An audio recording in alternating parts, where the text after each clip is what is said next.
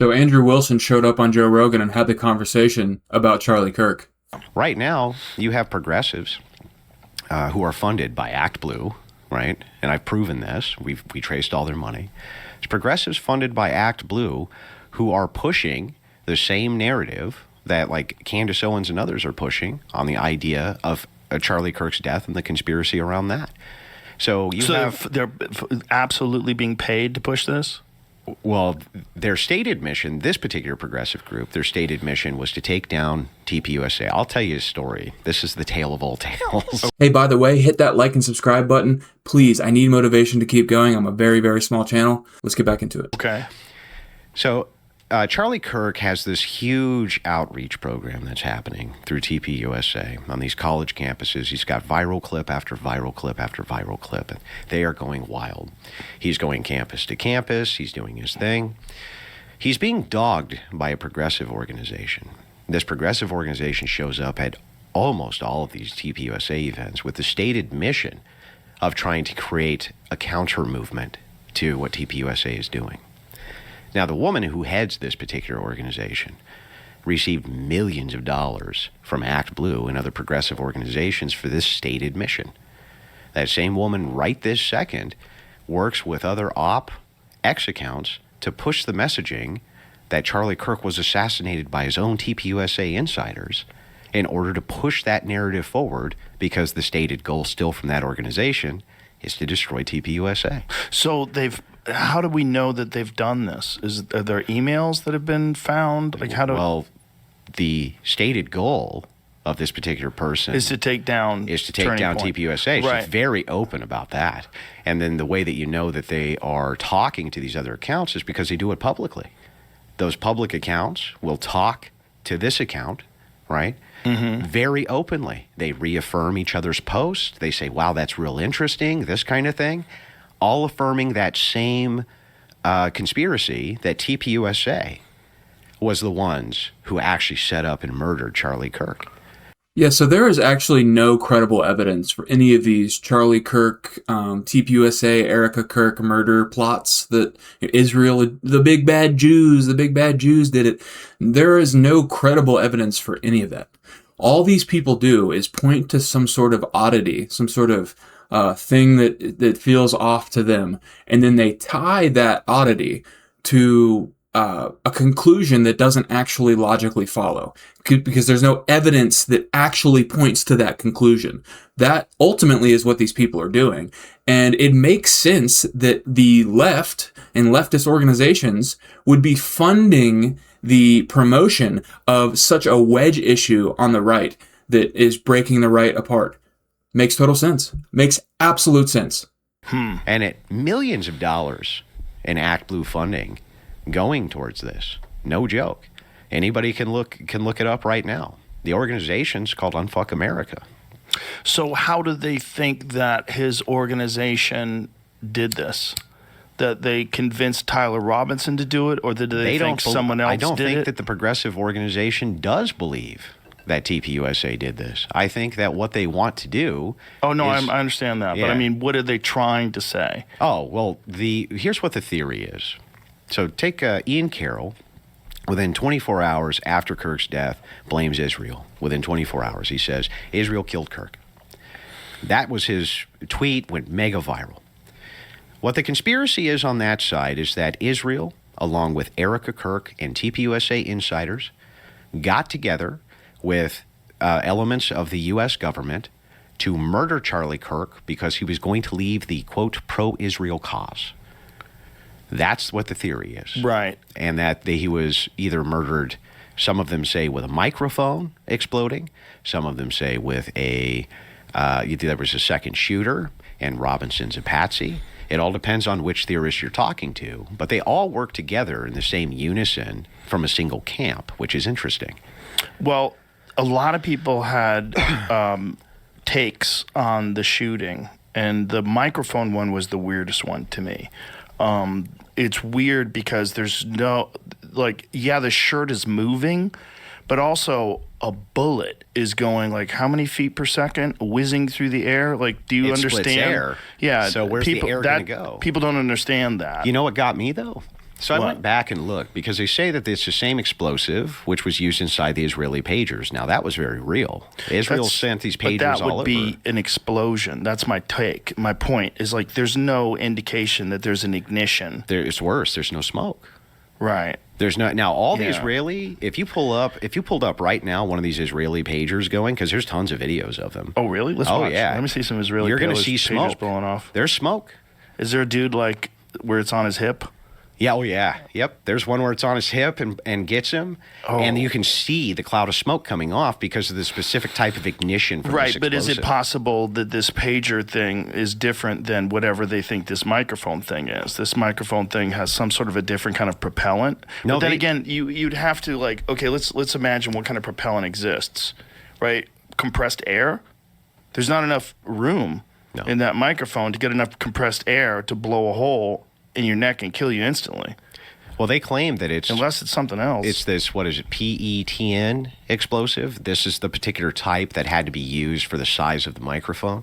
But you have another problem. The mic's on the wrong side of where the wound is. Right. The other is there's no burn marks. There's no smoke. There's nothing. There's nothing to confirm this theory at all. You'd have to guess where that mic is, because he's moving around too. You have to guess where that mic is pointing. You could take someone out. So I found on two the side. videos. This one's is the great. Main one that goes. I'll show you. This happens again here. Watch the smoke.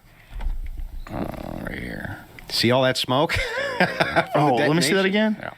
Watch all the Dude's smoke. just chilling, and boom! Look at all that it blew up smoke. in his bag, though. Yeah. Yeah. So a lot of them, like, they didn't die. They go to the hospital and they're just like, hurt. Probably because they had it in their bag or And I something. found one other video here. Bro, these guys are going to be carrying around like armored satchels.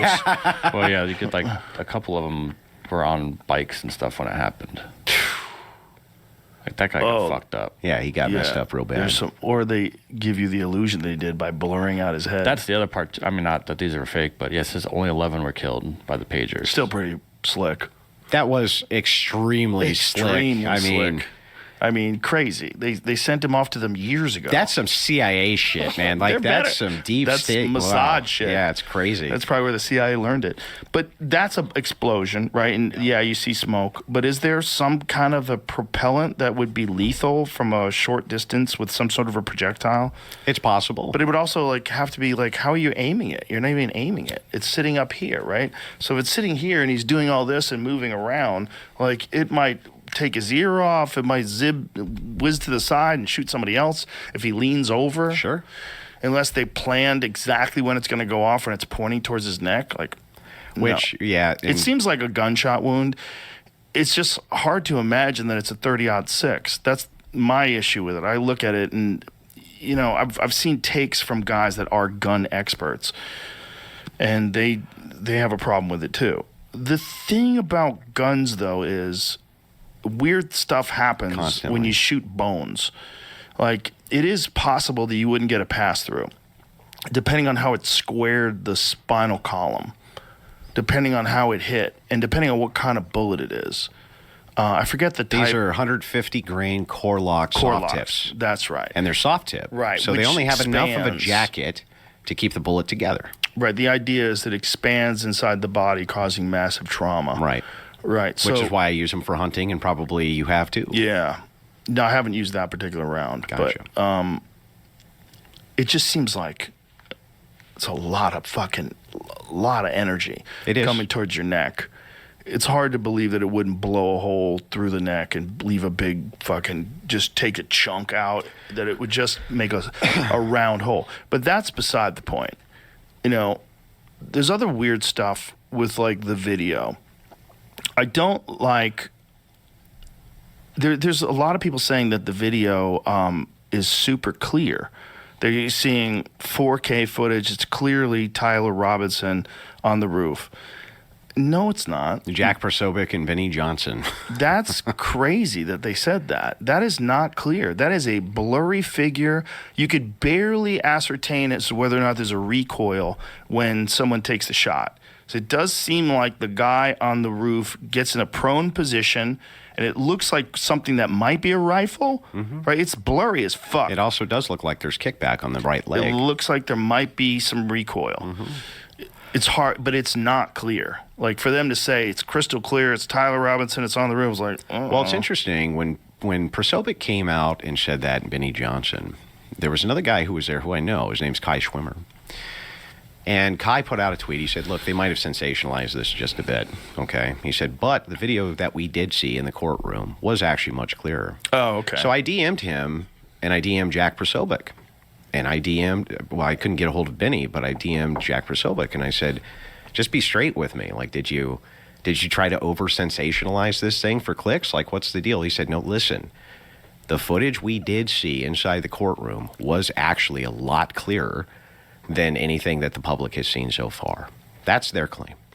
Kai Schwimmer, now I wouldn't just take Prosopic as word, but Kai Schwimmer, he's a Mormon, a Mormon kid, not very prone to tall tales. In fact, he was the first one who came out and said, look, I was there, and you're kind of over-sensationalizing it. It is a lot clearer, but it's not showing everything that you're claiming it's showing. So it's clearer, but it's not clear enough. It's not like 4K, close up, clearly his face. The other thing that was weird was the guy in the crowd that jumped up and said, I killed him. Mm-hmm. That's weird. And that guy, wasn't he at the Boston bombing as well? So he's a professional agitator who's been at tons and tons of these events. Later, he's found, I believe, with kiddie porn, right? How convenient. Well, also, maybe that's the kind of guy. That's the kind of guy, though, right? Yeah. And so he has been at tons of events agitating, and he is well known to law enforcement for doing this. So that's kind of what they're stating for him. If you're looking at this from a broad view, if you're looking at the conspiracy side versus what they call the Fed slop side, let's say, it makes sense for them to say, hey, wait a second, that's really weird. This guy jumps up and says, I did it. Right. That makes he's a patsy, distraction, something like this. That's how you look into the guy. Right. And the guy is a lunatic who's been at many of these events doing crazy stuff like this. That's the thing, is both things can be true. Mm-hmm. Like MK Ultra is real. Also, that guy might just been a kook who's in the crowd who took advantage of a situation because he's literally insane and he's into kiddie porn. So I do want to point out that being skeptical is healthy, but where it starts to shift into a negative light is when it stops being evidence-driven. And I feel like for some of you people that believe all the Candace Owens conspiracy theories, you might need to look up what the definition of evidence and proof means. Like I said, being skeptical is healthy, but it turns negative when it stops being evidence driven, and contrary data is dismissed as being part of the cover up, or whatever, the big bad Jews. A skeptic revises when the data gets better or worse.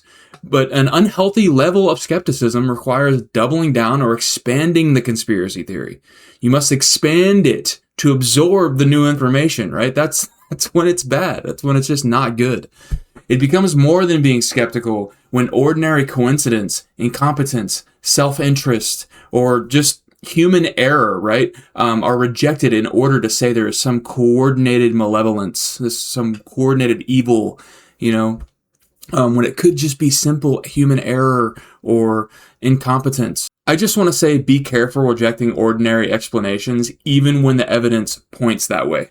Yeah, well, there's no doubt. One of the biggest kind of false narratives that comes out of this, when I do debates, one of the things I'm trying to structure around is like, I know that we're coming in with a narrative, but I need to understand yours, and you need to understand mine so we can get somewhere towards what the truth is here, right? Mm-hmm. Because you're going to have a frame of which you're viewing the world, a worldview, and so am I.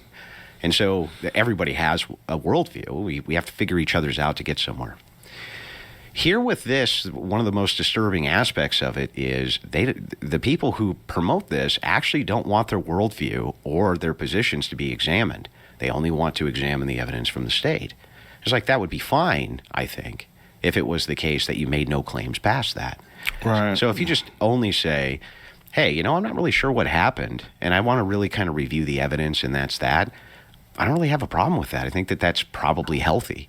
The issue that I run into is when people make claims past that. Oh, it was an exploding mic. Right. It was 2 different shooters. It was a folding rifle. It was the 30-06 couldn't do this. Even though the U.S. Army, remember, the 30-06 used in the M1 Grand was used in World War II, and then it was used in Korea. Before that, we had the O3 Springfield. It was used heavily in World War I, World War II, and again in Korea.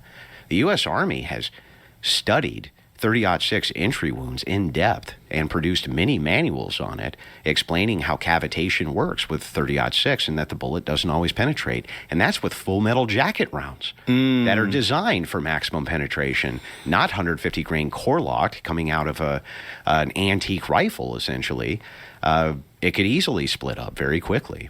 And that's why they ended up pulling fragments out of Charlie. It wouldn't surprise me if when we have all of the data from the coroner report that he has tons of shards all throughout his chest, all throughout his entire, because they were saying that there's trauma inside the chest, which would make sense if the bullet split up here. Right. It would create all sorts of fragments down in the chest.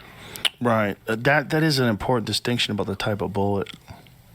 Huge distinction. The FMJ especially, because that's what the Army was using, is FMJ ball ammunition. It's cheap to produce, right? So they're using it in all these different wars. And the amount of people shot with that caliber between World War I, II, and Korea is astronomical. They even used the 30-06 in Vietnam in limited capacity, especially the O3 Springfield. It was still in service by special forces. Wow. So the question becomes, like, the U.S. Army has studied this in depth, and I went back and I pulled all their manuals, and I've even put them out, and several people have done the exact same thing and put them out explaining how cavitation works. And they're saying, look, the energy dissipation, the second it hits a human body, it dissipates very, very, very quickly with the resistance. So it doesn't always go through. Now, oftentimes it does with the FMJ, but even then, it didn't always go through. So, you know, it's a well-studied phenomenon. Another one would be Martin Luther King. Martin Luther King gets hit through the jaw, ends up here. Well, if it's just going to blow through all bone, why did it stop in him? Well, it's because the second it has impact, it begins to slow down, and then it impacts something else, slows down even more. So it's totally possible that this guy was hit with a 30-06. I don't know why that would be in the realm of impossibility. We have enough data on the ammo to know that, yeah, it's very possible this happened. It is definitely possible. There's a lot of people that think that the sound was not, they think the sound indicated that it was a closer shot than where it was. And I've heard a lot of people say, well, there's also an issue with it being supersonic ammo. So you're getting two sounds. You're getting a sound of the bullet actually breaking the air. You're also getting the sound of the rifle going off. I don't understand it. Yeah, I mean, it's difficult there when you're making the judgments on the sound, because there are people who have run experiments saying right down to the second this meets up with a shot placement. And then there's people who say, no, that experiment is bogus due to the controls for this or that. The problem is that most of these people don't have any expertise in this arena at all. They're just yapping. And they're just, exactly. Yeah. They're just trying to, and I get it. You're trying to figure it out. I understand. The Israel thing, there was some text messages back and forth where Charlie was talking about getting out of the Israel business. And there was this position that he had where he did not want us to go to war with Iran. All true. And he had a lot of influence. And then there was also that Israel supposedly had offered him $150 million to be more pro-Israel. That is the problem that we've run into. Is like, I've never been able to verify that was the case. And Okay, so where does that claim come from? This claim basically comes from this camp without anything to substantiate it. So it's the same people that are pushing this thing. The Turning Point killed them. What's interesting about this is, like, it is indeed true. It does appear that Charlie Kirk was extremely pissed off at some of his donors because they were trying to control who he was platforming. They were upset that he had platformed Tucker Carlson. They were upset that he had platformed Candace Owens. They were upset. And why? Well, it's because Tucker Carlson, Candace Owens, they were very anti, or at least had a somewhat anti-Israel message at the time. Carlson, I think, a bit more than Candace, or maybe it could be the reverse.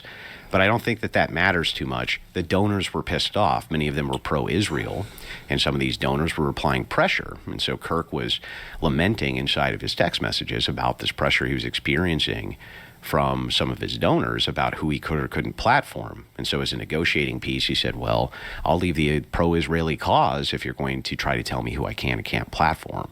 And that was kind of what his position was. Now, that seems like platforming. I don't know, even on Twitch politics or YouTube politics with smaller channels, smaller streamers, they argue about platforming all the time, responsible platforming. Is it responsible for you to platform this guy? Or is it responsible for you to platform this terrorist? And they're endlessly fighting about it. So this actually doesn't surprise me a bit that these guys are fighting over who you can or can't platform. If you're giving your money to an NGO for the purpose of giving the pro cause, and that NGO is saying, wait a second, I'm going to platform people who are against your cause, of course the donor is going to get pissed. Yeah, the platforming thing, I think, is just gatekeeping. If you're upset that someone is having a conversation or a debate with someone that you don't agree with, you're supposed to hear that person's perspective. You're supposed to hear them challenged. You're supposed to hear them allowed to flesh out the full point of view. Yep. Not like in weird clip form, but go ahead, tell me what you really think, and I'm going to tell you why I disagree with that. Yeah. That's healthy. It's supposed to be what we do. Because you're basically reciting what Kirk's position was. Yes, and what he was always really good at. Yeah. Unfortunately, there's a few clips. There's the clips thing with Charlie, where he's saying things and people think it's racist. He's saying things, and it's like you have to understand the context of what he was saying. And I've had conversations with black friends who think like he was saying, if I see a black pilot on a plane, I get worried. Is he qualified?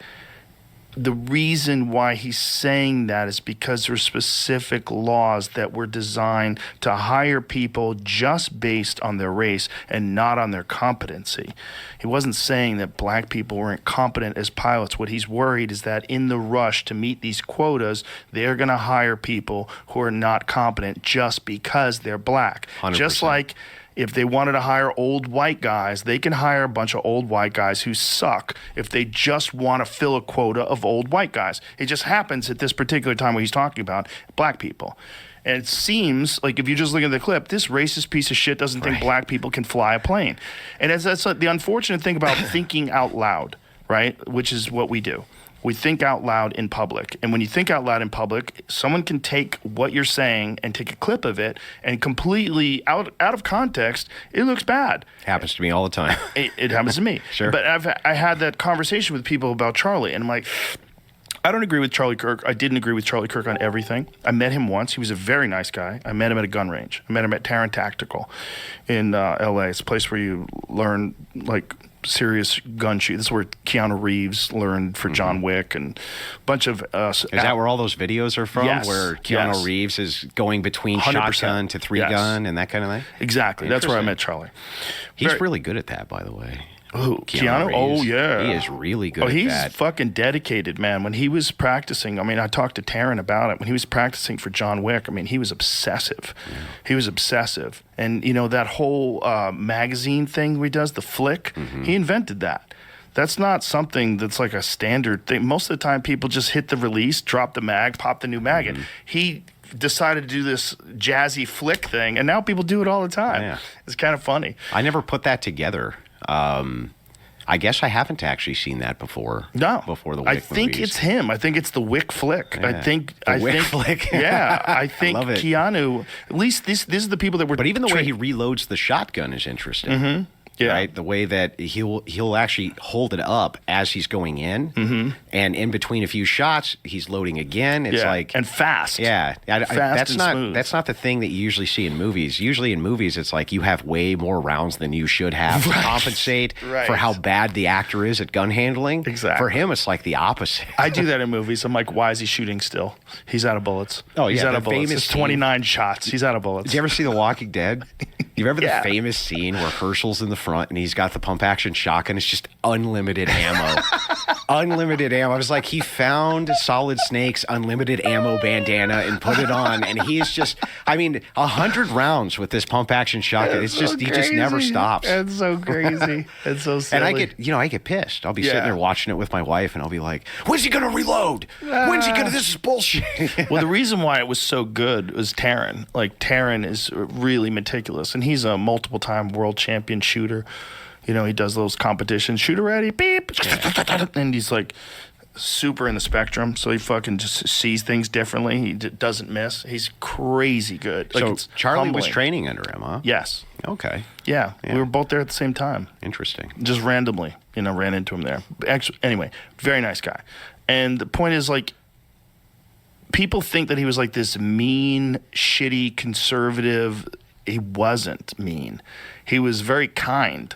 And the way he would talk to people, if you see enough of these, not the clips, but enough of these conversations with people, it depended entirely on how the person approached him.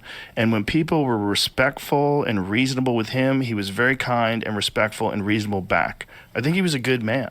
I really do. And he was a young man, too. He was. He was a young man that was getting an enormous amount of attention at a very young age. It was handling it very well.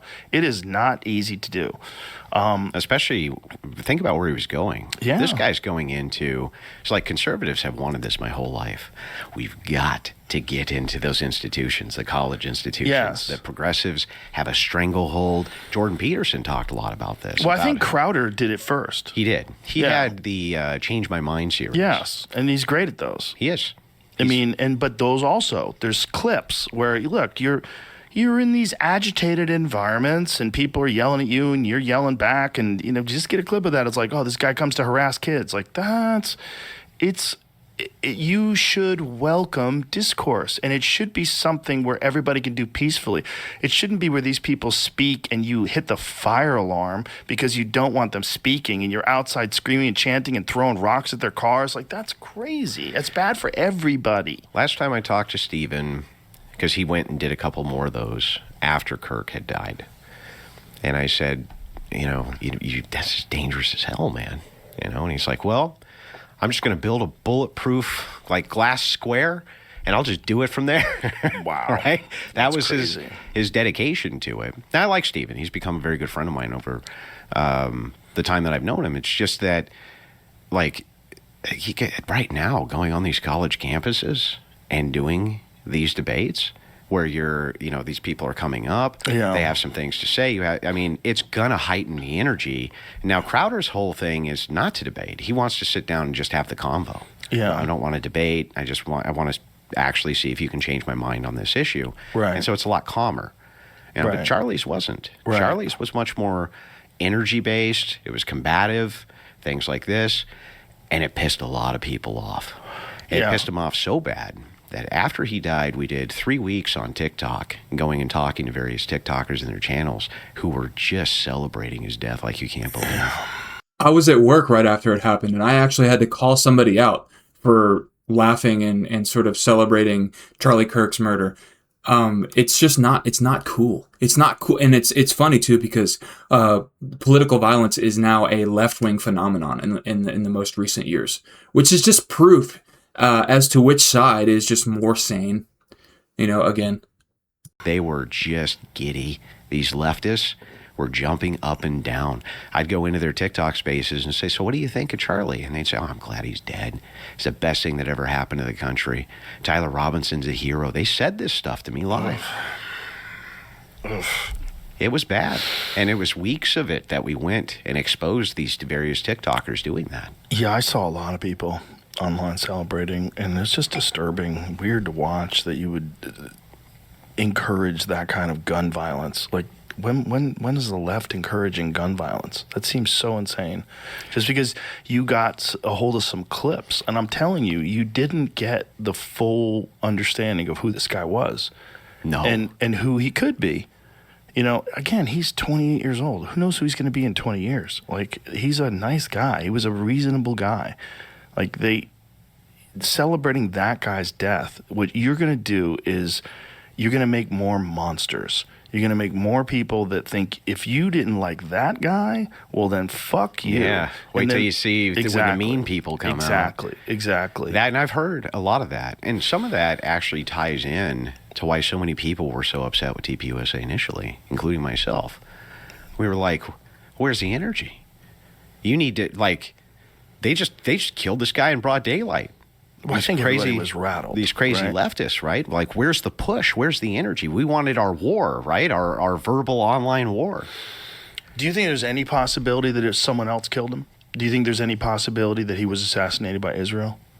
I've never. Well, when we're talking about possibility, almost anything's possible. Anything's possible. But there's not good evidence to support it, and there's probably pretty good evidence not to. So for instance, the guy was still very much of a pro-Israel guy, even up to death. It is true that he was fighting with donors about the cause and this. But if he could have been a substantial roadblock to the Iraq war, or Iran war rather, if he was a substantial roadblock, I mean, that's not outside the realm of possibility that a nation state would take a guy like that out. They didn't take out Fuentes. They didn't take out Owens. They didn't take out Ian Carroll. They didn't take out any of these other huge personalities who were roadblocks to the way. I think Charlie was very different. Carroll, or excuse me, Fuentes is more easy to dismiss because he said so many wild things, shit posting. He said so many crazy things that I think he is almost embodying, in their eyes, like the crazy anti-Semite.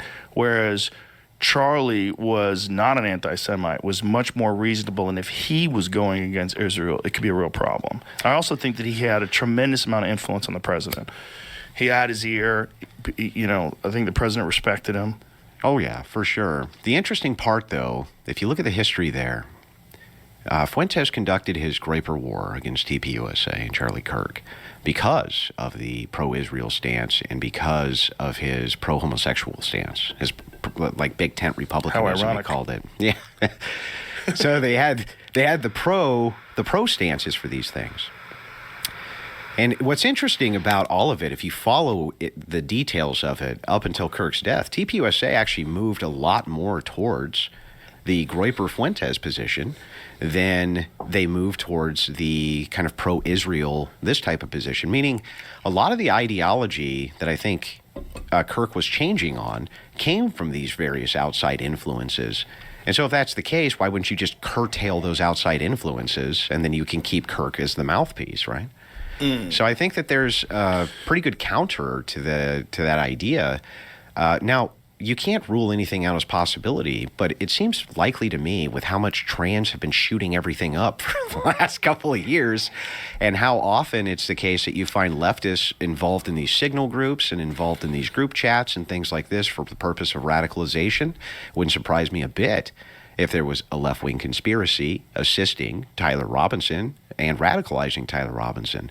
There's at least some evidence for that based on the Discord groups, things like this that they were part of.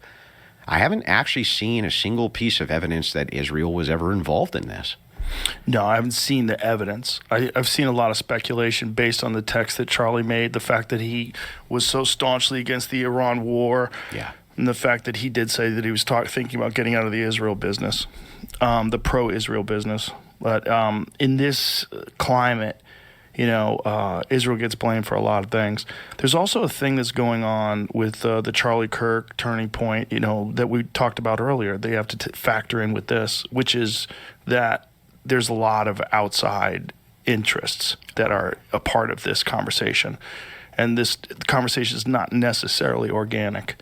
I can't tell you how many times I see a post on X and I'm like, that can't be real. Like, someone has been arrested and, charges will be filed imminently, and then it's not true at all. Not true at all. Yeah. It's completely That's fabricated. Like the clips of you where it's like Joe Rogan reacts. Yeah. And it's just all totally fake. Not me at all. Yeah, it's not you I'm at not reacting at all. Yeah. But if you use that, that's the problem with the world that we're in now, too, that there's this economy on attention. Attention is a commodity, and the more you can get attention by whatever, your hot take, your conspiracies are awesome for attention. People love them now because look, COVID I like 'em. turned a lot of. I love them. I like them. I love them. I love the dumb ones. I love all of them. I love fucking flat Earth and space is fake. Can we just be honest? Like, they're fun. Fun. They're really fun. Oh yeah, dude. The flat Earth one is fun. Oh yeah. The dinosaurs aren't real one. That one's great. But have you noticed, like, the flat earthers have fleets of people who will debate their stances? Like, fleets of them who are like, we can't wait to debate with you on the flat earth. It's like, on the other side, though, in this particular conspiracy, you can't get these people to debate their positions. Like, who won't debate their positions? We offered Candace Owens, I offered her $300,000 to do a debate. I was like, we'll give you $300,000. What is her position? What does she think happened? She thinks that Israel worked in conjunction with TPUSA and Erica Kirk to murder Charlie. Based on what? Well, that's the million-dollar question. Nobody actually knows. She's never presented a single shred of evidence thus far that Israel ever worked to murder Kirk, that Erica Kirk certainly didn't. In fact, her position for the longest time was if Erica Kirk comes out and tells me to stop the conspiracy on this, I will. So Erica did. She went out publicly and she was like, enough. You're just causing more problems than good here as this investigation's going on. And then suddenly Erica's now part of the conspiracy. By the next day, she's trying to cover it up. She's part of the conspiracy too. When I went to the TPUSA HQ and I talked to Erica briefly while I was there, the first thing I did was what I think every normal, moral human being would ever do. I gave her a hug. And I told her how god-awful sorry I was that happened to her. Like, could you even imagine how that's got to feel for her? Especially now that she has tens of thousands of people accusing her of murdering and conspiring to murder and then cover up what happened to her own. I mean, that's like mind-boggling psychological torture on a level that I've never seen. Yeah, and hindsight is 20/20, but given the reaction, I think it probably would have been better for her to like lay low for a little while. 1,000%. The going out with the sparklers was not a great idea. Like all that was not a great idea because it just seemed insane. And maybe sometimes in grief or when, you're trying to show that they're not going to hold us back, people make choices that could be interpreted in a very bad way. 100%. The interesting thing is I asked her about that. I asked her, like, what's the deal there? What's with the sparklers? Well, what's with the aberration in behavior? And she's like, look, I was put in like the worst spot I could ever think of. I was the background character. I was just there to support my husband. That's it. The only reason I even really got involved is because Charlie was so pro-marriage. And he wanted to demonstrate to the world you can be married and have kids, and this is the good life. So when he dies, she takes over, right? This moves over to her control. She says, "Well, the first thing I want to do is honor his last book. That's the very first thing I want to do. I want to honor his legacy." And she's like, "I don't know exactly how to take this position. At the same time, there's expectations for the organization my husband built that I want to honor, right? But, I'm also in the middle of grief." And it's like, I don't know how you balance that position. Who's been in that position ever? This is one of the most unfortunate things about this whole situation. The absolute cruelty of turning a grieving widow into a suspect in her own husband's murder is one of the uglier things that has come out of all of this. Right. And especially who's been in that position that's not accustomed to being scrutinized in the public eye. Everything. And it's the lack of charitability that's so bad too. Like, let me give you an example. If you say, Paul's so lazy, he never gets to work on time. You don't actually mean Paul has never once gotten to work on time. That's not what people mean. Right. But the way that these people will scrutinize every detail of what a person does, they can make a liar out of anybody. Because they'll take statements like that, which in the common terms, if you say, man, Paul's never here on time. You don't literally mean he's never here on time. Nobody talks that way. But if you push on everything a person's ever said, tongue-in-cheek, not tongue-in-cheek, they misremember an event, they don't misremember an event, you can make a liar out of anybody. Right. Yeah. Ultimately, I hope this all gets worked out, but until I see more glaring evidence that there is a sort of conspiracy or somebody else, took him out, I just kind of have to go with the publicly available evidence that points to Robinson.